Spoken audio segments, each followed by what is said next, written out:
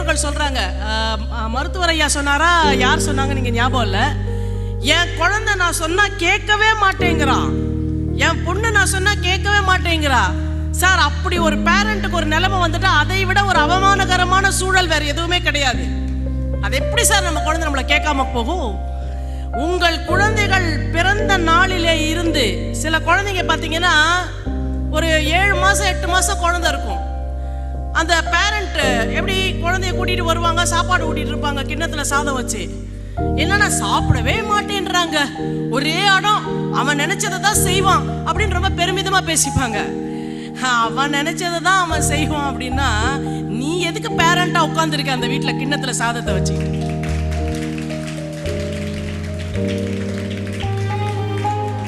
சரி, முத தடவை ஒரு குழந்தைக்கு நம்ம நோ சொல்ற பொழுது அந்த நோ ஃபர்மாவும் கன்சிஸ்டன்டாவும் கடைசி வரைக்கும் நீடிக்கணும். இந்த மிட்டாய் வேணும் அப்படின்னு அழுதா, இந்த மிட்டாயை தவிர உலகத்துல எது வேணா வாங்கி தருவேன், ஆனா இந்த ஒரு மிட்டாய் மட்டும் வாங்கி தர மாட்டேன். இதை சொல்றதுக்கு உங்களுக்கு கடைசி வரைக்கும் மன உறுதி இருக்கா?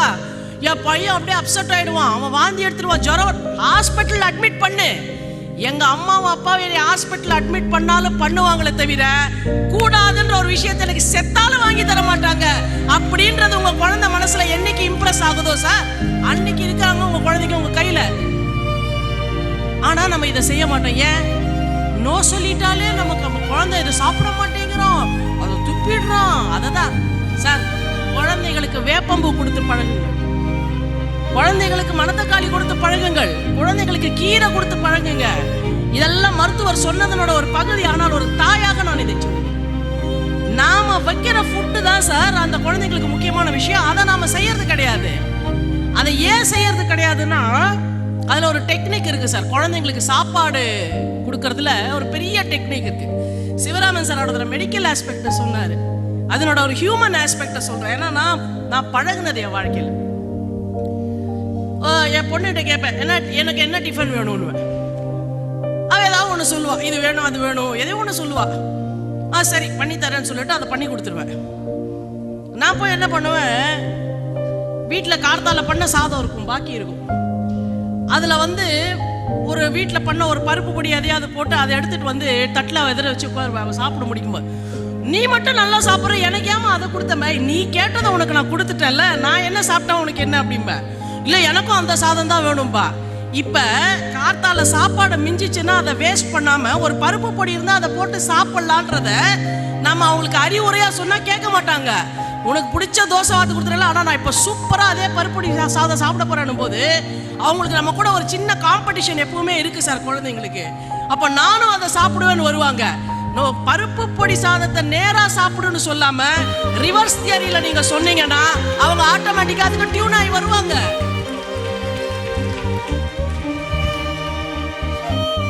இது நிறைய விஷயத்துல இருக்கு. ஒரு சாப்பாடை சாப்பிடுன்னு சொல்றதை விட அந்த சாப்பாடை எப்படி ப்ரிப்பேர் பண்றோம், அந்த சாப்பாடை சாப்பிடும்போது என்னெல்லாம் நமக்கு ஒரு ஃபீலிங் இருக்குன்றத நம்மளால அழகாக பேச முடியும் என்றால், ரசமாக பேச முடியும்னா அந்த பசங்களை ஆட்டோமேட்டிக்கா அந்த சாப்பாடுக்கு கொண்டு வந்துடும். சார், ஒண்ணுமே இல்லாத ஒரு உப்புமா, ஐயோ உப்புமாவான்னு நீங்க நினைப்பீங்க. ஆனா அந்த உப்புமாவை பத்தி நாம பேசுறோம்ல, பேசுறதுல அந்த குழந்தைங்களுக்கு உப்புமா பிடிக்கிறது.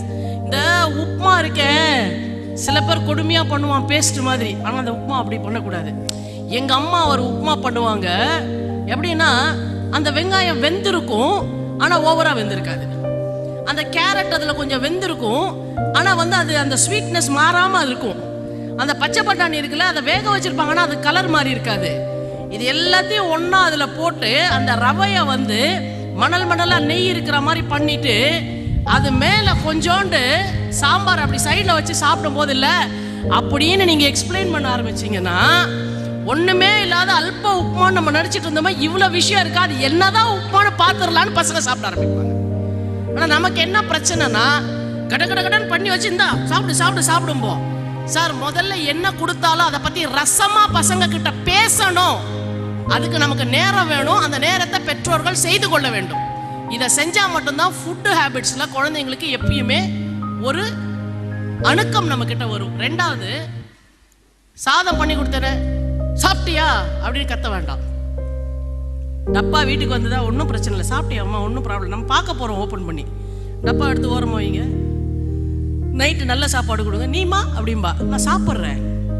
சாப்பிடு, என் கூட சாப்பிட்டு சாப்பிடு, நான் சாப்பிட்றேன் அப்படின்னு அவங்க சாப்பிட்டு முடிச்சப்பறம் அந்த டப்பாவில் கொடுத்த பழைய சாதம் இருக்குல்ல, மத்தியானம் லஞ்சு, அந்த பாக்கிய 2 நாள் நம்ம சாப்பிட்டோம்னு வச்சுக்கோங்களேன், ஐயோ நம்ம நைட் நம்ம கூட அம்மா அப்புறம் நமக்கு பிடிச்ச சாப்பாடை நம்ம கூட சாப்பிட மாட்டாங்க. இந்த பழைய சாதத்தை அம்மா சாப்பிடுவாங்க, மரியாதைக்கு நம்ம சாப்பிடலான்னு குழந்தைங்களுக்கு தோணும். அம்மா மேல ஆசை இருக்க குழந்தைங்களுக்கு நிச்சயமா தோணும். அப்ப ட்ரைனிங் தாங்க முக்கியம். நம்ம அதை செய்யறது கிடையாது, ஏன்னா நமக்கு பேச நேரம் கிடையாது. பேசணும், நிறைய குழந்தைங்க கூட பேசணும். நான் குழந்தைங்க கிட்ட என்னங்க பேசுறது அப்படின்னு நிறைய பேருக்கு தோணும். ஒரு குழந்தைகிட்ட பேசுறதுக்கு எவ்வளவு விஷயம் இருக்கு தெரியுங்களா? இன்னைக்கு குழந்தைங்களோட ஹெல்த்தை பத்தி இங்க நிறைய பேசுனாங்க. நாம என்ன நினைக்கிறோம், ஒரு குழந்தை எனக்கு ஒரு கேம் பிடிக்குதுன்னு சொல்றான், அது கிரிக்கெட்டா இருக்கட்டும், அது ஹாக்கியா இருக்கட்டும், அது வாலிபாலா இருக்கட்டும், ஏதோ ஒரு கேம். அதுக்கு உடனே சொன்ன உடனே நம்ம என்ன பண்றோம், சொத்துல பாதி வித்தாது அதுக்கான எல்லா கேட்ஜெட்ஸையும் வாங்கிடுறோம். கிரிக்கெட் பேட் வாங்கி கொடுத்துடுறோம், பேட் வாங்கி கொடுத்துடுறோம், கிளவுஸ் வாங்கி கொடுத்துடுறோம், ட்ராக் சூட் வாங்கி கொடுத்துடுறோம், கேப் எல்லாம் வாங்கி கொடுத்துட்டு நாளை காத்தால நீ சச்சின் டெண்டுல்கர் ஆடன்னு வச்சுக்கோய, சாவடிப்பா ஒண்ணு அப்படின்றோம். அவன் கேட்டது ஒரு ஆர்டினரி பேட், ரோட்ல போய் 4 பால் ஆடுறதுக்கு. ஃபர்ஸ்ட் ஆஃப் ஆல் எது ஒன்றை அவர்கள் விரும்பினாலும் அதுல அவங்க நம்பர் 1 இன் தி வேர்ல்டாவோ நம்பர் 1ல இந்தியாவாவோ இருக்கணும்ன்ற அவசியமே இல்லை. பாட்டு பாட கத்துக்கிட்டியா, ஜாலியா வீட்டுல 4 பாட்டு பாடு. டான்ஸ் ஆட கத்துக்கிட்டியா, சந்தோஷமா 4 டான்ஸ் ஆடு. கிரிக்கெட் விளையாட கத்துக்கிட்டியா, ஓடி போய் ஜாலியா ஃப்ரெண்ட்ஸோட சேர்ந்து காஜி அடிச்சுட்டு ஓடி வா சண்டேல. அவன் சந்தோஷத்துக்காக விளையாடட்டும், அவன் சந்தோஷத்துக்காக பாடட்டும், அவன் சந்தோஷத்துக்காக ஆடட்டும். அவன் அச்சீவ் பண்றதுக்காக எதையுமே இந்த உலகத்துல கத்துக்க வேணாங்க. அவன் சந்தோஷமா இருக்கிறதுக்காக கத்துக்கட்டும்.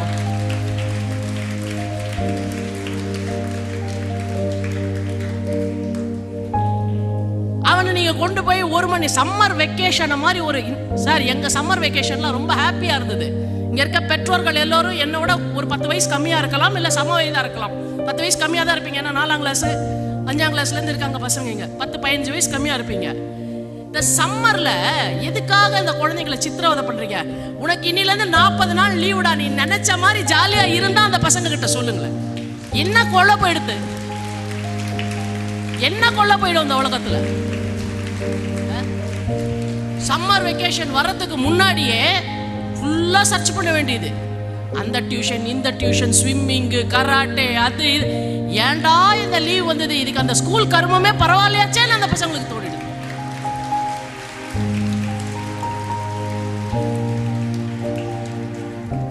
ஸ்கூலை விட்டு பசங்க சாயங்காலம் வீட்டுக்கு வரும்பொழுதே ஒரு ஷெட்யூல், அவங்க மேடம் சொன்னாங்க, ஷாம்லா மேடம், ஒரு ஷெட்யூல் மாதிரி வச்சுக்கிட்டு அந்த ஷெட்யூல் படி.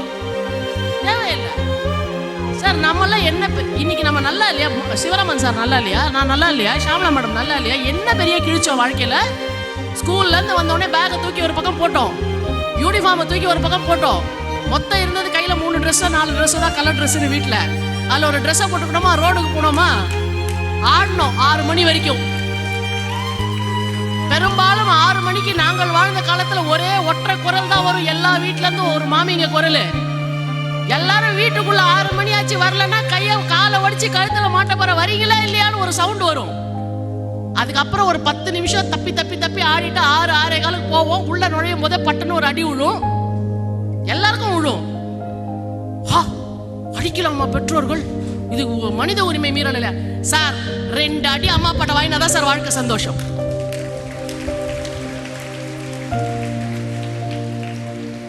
அம்மா உதைப்பாங்கன்னு பயந்துட்டு போய் அன்னைக்கு உதைக்கலன்னா எவ்வளவு மகிழ்ச்சியா இருக்கு. அப்ப என்னைக்கோ வாங்கின ஒரு உதை தானே நமக்கு உதைப்பாங்கன்றதும், உதைக்கலன்னா ஒரு மகிழ்ச்சியை ஏற்படுத்துது. அப்ப 2 உதைய வாங்க நம்ம கத்துக்கணும். அந்த 4 மணிக்கு ரோட்ல விளையாட போனோம்னா என்ன பெரிய விளையாட்டு விளையாடணும் நம்ம சார்? கில்லி விளையாடணும். உங்களை எத்தனை பேர் கில்லினா பசங்களாம் முழிக்கிறாங்க. பப்ஜி தெரிஞ்ச பசங்களுக்கு கில்லி தெரியல. நம்ம இனிமே என்ன பண்ணணும், இந்தியன் கேம்ஸ் சொல்லிட்டு இந்த கில்லி கோலியெல்லாம் விளையாடி காமிச்சு அப்லோட் பண்ணணும்னு நினைக்கிறேன் சார். கில்லியில ஒண்ணு உண்டு சார், எவ்வளவு பேர் விளையாடுறீங்க தெரியாது. கில்லினா தெரியுமா, பாய்ஸ்கா தெரியுமா? இங்க ஒரு அடிக்கு ஒரு கம்பு இருக்கும், 1/3க்கு ஒரு கில்லி இருக்கும். என்ன அதுல எவ்வளவு மேத்தமேட்டிக்ஸ் இருக்கு தெரியுங்களா? ஆட்டம் முதல்ல வரைஞ்ச உடனே கேட்பான், ஆட்டத்துக்கே தூதாண்டி கோலா ஒவ்வொரு தரமும் சொல்லணுமா, தூதாண்டி கோல்னுமா. தெரியுங்களா? அப்புறம் ஆட்டத்துக்கே தூதாண்டி கொள்ளும்போம். அப்புறம் ஆடுவோம். ஆடி முடிச்ச உடனே ஒரு கில்லி அடிச்சு ஒரு இடத்துக்கு அந்த கில்லி போயிடுச்சுன்னா இவ்வளவு கேட்போம். 2 பேங்க் 1.5 பேங்க் கேட்போம். 1.5 பேங்க்ன்றது அந்த கம்பால 100. அப்ப கால்குலேஷன் இந்த இடத்துல இருந்து அந்த பாக்ஸுக்கு நம்ம எண்ணி பார்த்தோம்னா 100 தாண்ட இருக்குமான போது நாம அங்க ஒரு இவாலுவேஷன் பண்றோம். மேத்தமேட்டிக்கலா அந்த கேமை நமக்கு சொல்லி கொடுத்தாங்க. அதுவே அந்த கில்லி எடுத்து 2 தடவை இப்படி அடிச்சிட்டோம்னா கில்லி, 3 தடவை அடிச்சோம்னா இன்ச்சு, 4 தடவை அடிச்சோம்னாக்கா டபுள் கில்லி, 5 தடவை அடிச்சோம்னா 2 இன்ச்சு ஒரு கில்லி. இதுல என்ன மேத்தமேட்டிக்ஸ் தெரியுங்களா? கில்லி அடிச்சிட்டோம்னு வச்சுக்கோங்க, ஒரு பேங்க் கேட்டாக்க 33 இருந்தா போதும், 100 இருக்க வேண்டாம், 1/3 இருந்தா போதும். அப்ப 1/3 of 100 எவ்வளோன்ற பசங்க மண்டையில ஏத்த வேண்டியதுல. ஒரு பேங்க் கில்லி அடிச்சு ஒரு இன்ச் அடிச்சான்னா தெரியும், ஒரு கில்லி அடிச்சான்னா தெரியும் 33னாக்க 1/3 of 100ன்னு. மேத்தமேட்டிக்ஸ் சுலபமா கில்லில சொல்லி கொடுத்தாங்க சார். சரி, அது போட்டோம். அதுக்கப்புறம் கால்குலேஷன் தப்பாயிடுச்சு, அளந்து வந்து பார்த்தா தப்பாயிடுச்சு. இப்ப விளையாடுனவங்க கிட்ட கேட்பான் எதிர்பார்ட்டி, ஸ்கோர் போச்சா ஆட்டம் போச்சாம்பா. ஸ்கோர் போச்சா ஆட்டம் போச்சான்னா என்ன அர்த்தம்? அந்த ஆடுறவன் சொல்லுவான் அவன் கேப்டன் கிட்ட, அண்ணா ஸ்கோர் போச்சு சொல்லணும், நான் எப்படியாவது அடிச்சு தரேன். அவன் ஆட்டத்து திறமையில நம்பிக்கை இருக்கவன் ஸ்கோர் போச்சுமா முதல்ல இருந்து ஆடுவாங்க. அப்படின்னா என்ன அர்த்தம்? ஒரு தடவை என்னுடைய கணக்கு தப்பாகி விட்டால் பரவாயில்லை, மறுமுறை முதலில் இருந்து தொடங்கி கடைசி வரைக்கும் வெற்றிகரமா ஆடுவன்டான்னு சொல்லும் பொழுது ஒரு டிஃபீட்டை எப்படி சந்திக்கணும்ன்றத சாதாரண கேம்ல வச்சு சொல்லி கொடுத்தாங்க.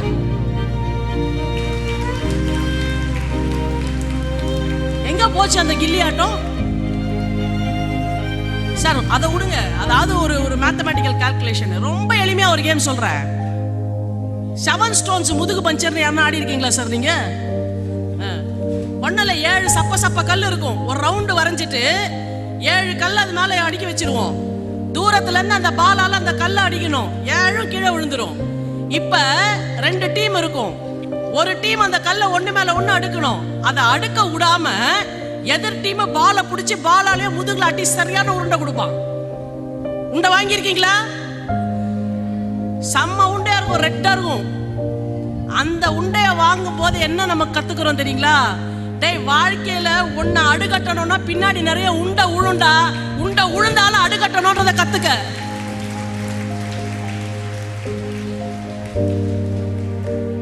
நம்ம விளையாடணும், திருடன் போலீஸ் விளையாடணும். ஏன்? முதல் 1 மணி நேரம் நாங்க திருடன் நீ போலீஸ், 2வது 1 மணி நேரம் நீ திருடன் நான் போலீஸ். டீம் மாத்துவோம். என்ன அர்த்தம்? டேய், இன்னைக்கு திருடனா இருக்கவும் நாளைக்கு போலீஸா இருப்பான், இன்னைக்கு போலீஸா இருக்கவும் நாளைக்கு திருடனா இருப்பான். இதாண்டா வாழ்க்கை. இத விளையாட்டுல சொல்லி கொடுத்தா. ஆனா நாம இப்ப என்ன பண்ணிட்டோம்? அந்த விளையாட்டுல சொல்லி கொடுக்காம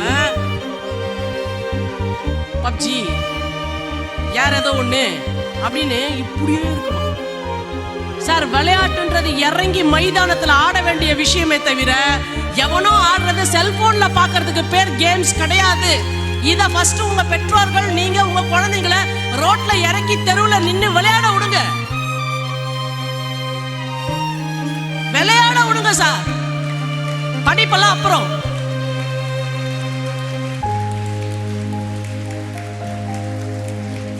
அவன் ஒன்னும் டெண்டுல்கர் ஆக வேண்டாம், அவன் ஒன்னும் தோனி ஆக வேண்டாம், அவன் விராட் கோலி ஆக வேண்டாம். சும்மா ரோட்ல இருக்க பசங்களோட கவர் பாலோ கார்க் பாலோ மேட்ச் ஆடட்டும். சேம் 2020 ரோட்ல ஆடட்டும். ஆடி தோத்து வேர்வையோட வீட்டுக்குள்ள வந்து அவன் மூஞ்சி கழுவி அவன் ட்ரெஸ்ஸை மாத்திட்டு உட்கார்ந்துக்கும் போது ஒரு 1/2 hour கழிச்சு வேற என்ன செய்யலாம்னு அவனுக்கு தோணும். பிசிக்கலா எக்ஸாஸ்ட் ஆனதுக்கு அப்புறம் மைண்டுக்கு எதனா செய்யலாம் தோணும். அப்ப அவன் எடுத்து வச்சு படிக்கிறான் பாருங்க புஸ்தகத்தை, அதுக்கு பேர் படிப்பு.